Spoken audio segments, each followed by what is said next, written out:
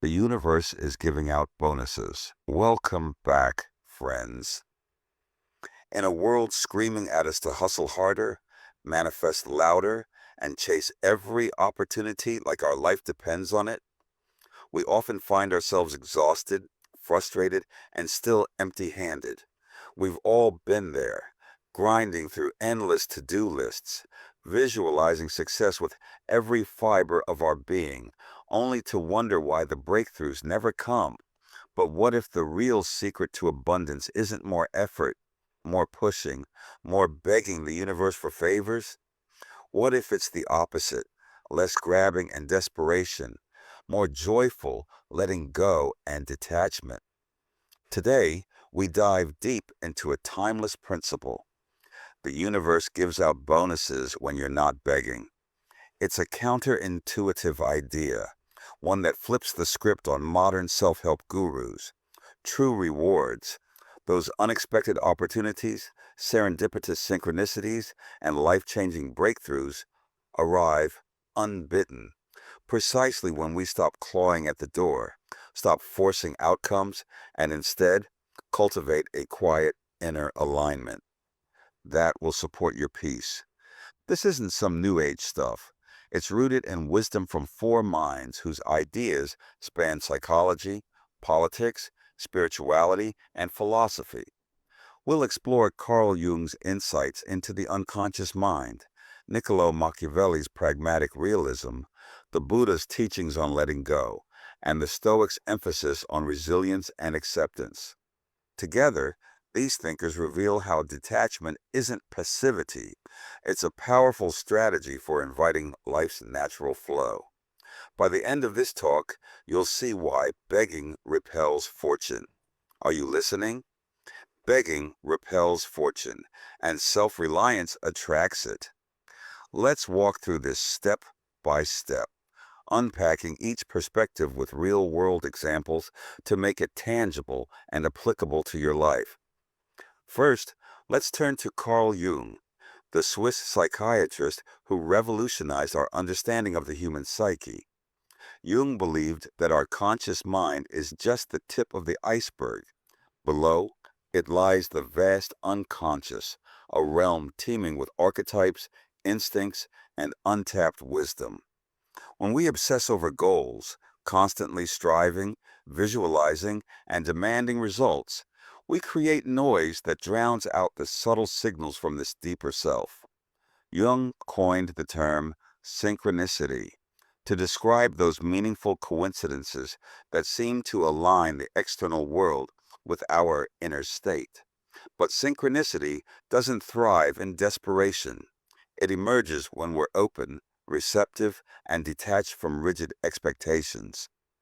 Consider Jung's famous quote, "Until you make the unconscious conscious, it will direct your life and you will call it fate." In other words, when we beg and force, we're operating from the ego's narrow view, missing the bigger picture. But when we detach, perhaps through practices like journaling, meditation, or just stepping back and have a private word with yourself, the unconscious steps in. Events align in amazing ways. A chance meeting leads to a dream job, or an old idea resurfaces at the perfect moment. I've seen this in my own life. Once, after years of pushing for a career shift, I let go of the intense wanting to be promoted off the sales floor where I was paid by commission. I let go and decided to be the best salesman on the floor. One day, a man came to the store and it was my turn, so I walked to him, greeted him, and asked how I could help him. He said he wanted a TV. He named the brand. It was the lowest commissioned brand in the store. I was going to make next to nothing for the time I was spending with this person, but I gave him white glove service. I explained how to use all of the jacks and reviewed every knob. He arranged for delivery, and as I walked him to the store door, he asked me to come have a private word with him. He and I went to a private area in the store. He tells me he is the local district manager of a national chain, and he liked my service. He offered me a raise in salary plus commission to come work the sales floor with his company. I told him I had to decline because I was aiming at an assistant manager promotion. He said, "You can start as an assistant manager." True story. The universe doesn't reward begging because begging signals lack and fear. It responds to inner alignment, where trust replaces turmoil. Jung's lesson: quiet the ego and watch the bonuses unfold. Now let's shift gears to the cold, calculating realism of Niccolo Machiavelli, the 16th century Italian diplomat whose book, The Prince, remains a blueprint for power dynamics. Machiavelli wasn't one for airy spiritualism. His world was gritty, filled with intrigue, betrayal, and survival. Yet his insights align perfectly with our principle. He warned that desperate clinging to power, alliances, or favors makes you vulnerable. It broadcasts weakness, making you predictable and easy to exploit. Instead, Machiavelli advocated for virtue, a blend of skill, cunning, and self-reliance that allows you to navigate fortune's whims. Can you sense power growing? Be sure to like and subscribe to see more videos like this.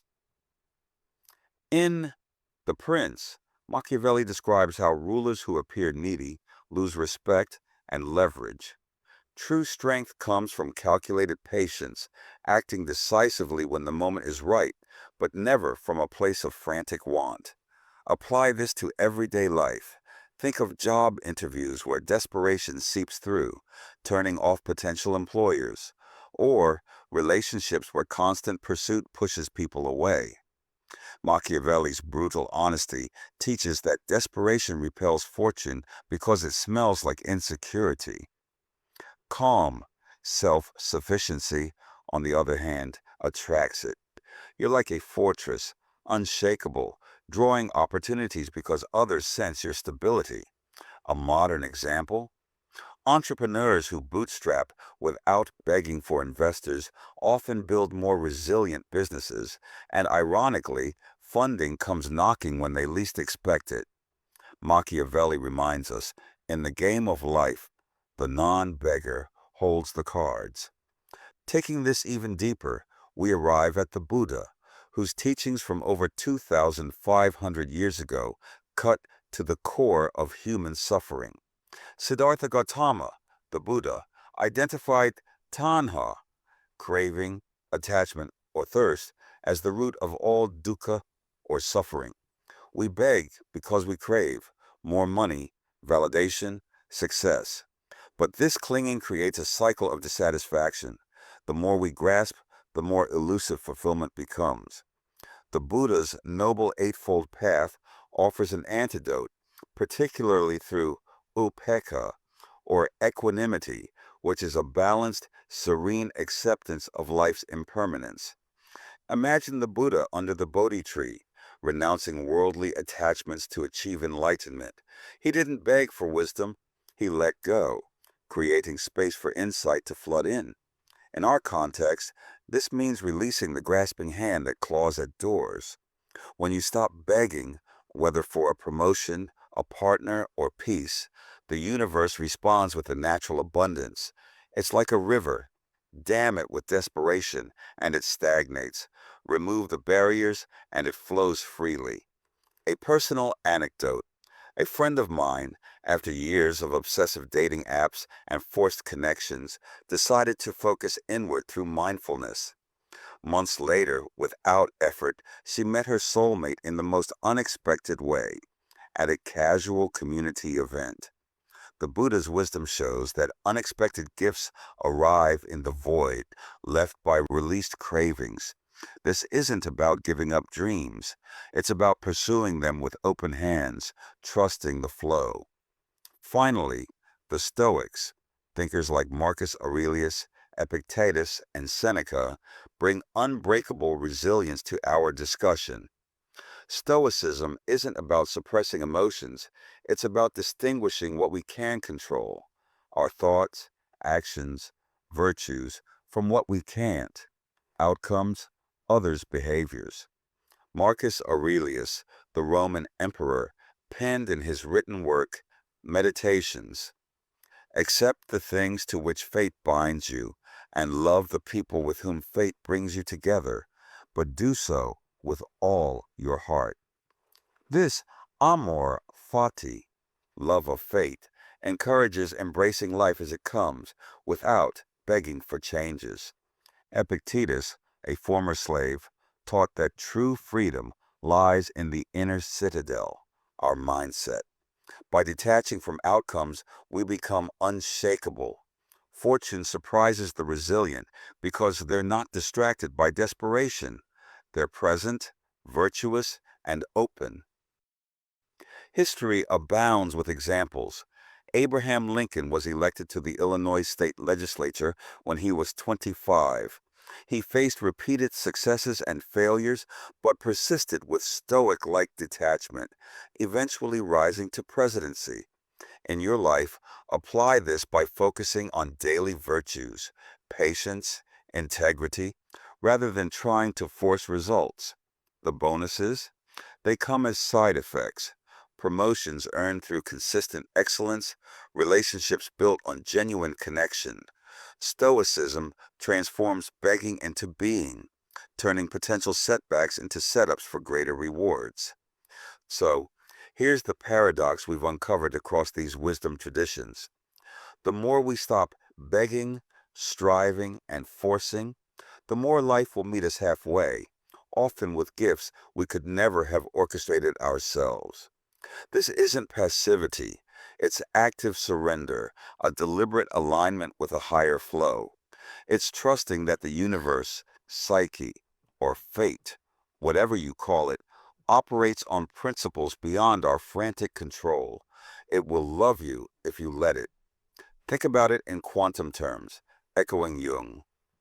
Our observations and intentions shape reality, but desperation collapses possibilities into fear-based outcomes. Detachment keeps the wave function open, allowing abundance to manifest. In practice, start small. Next time you're chasing a goal, pause, breathe, release the grip. Journal your attachments, meditate on equanimity, act with Machiavellian poise, and embrace Stoic acceptance. Watch as bonuses trickle in, a helpful stranger, an inspired idea, or maybe a timely windfall. The universe is already conspiring in your favor, but it waits for you to get out of the way. Detach, receive. Thank you for joining me on this exploration. If this resonated, be sure to click on like and drop a comment below. When was the last time a bonus arrived precisely when you let go? Share your stories. We're all in this flow together. Until next time, breathe deep, release the grip, and watch what unfolds. Peace to you.